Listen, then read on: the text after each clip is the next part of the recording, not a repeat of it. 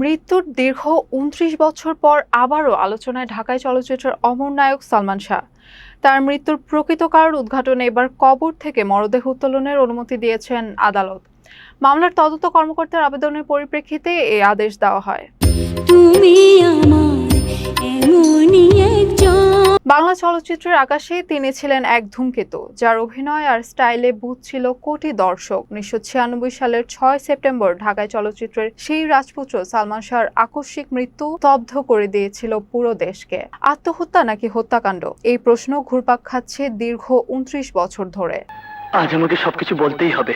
অবশেষে সেই রহস্যের জট খুলতে সালমান শাহর মরদেহ কবর থেকে উত্তোলনের অনুমতি দিয়েছেন আদালত। মামলার তদন্ত কর্মকর্তা সিআইডির পরিদর্শক মোহাম্মদ জিয়াউল মোর্শেদের আবেদনের পরিপ্রেক্ষিতে ঢাকা মেট্রোপলিটন ম্যাজিস্ট্রেট জুয়েল রানার আদালত এই আদেশ দেন। ডিএমপির প্রসিকিউশন বিভাগের উপপরিদর্শক শাহ আলম বিষয়টি নিশ্চিত করেছেন।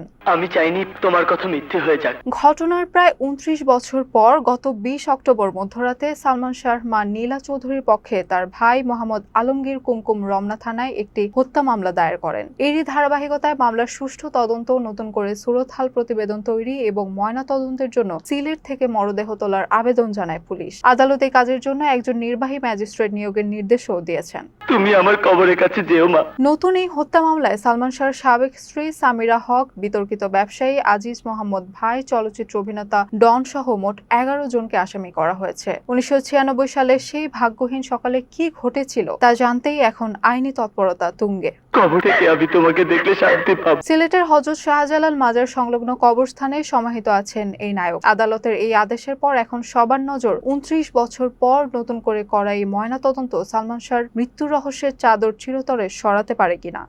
তুমি আমার এমনই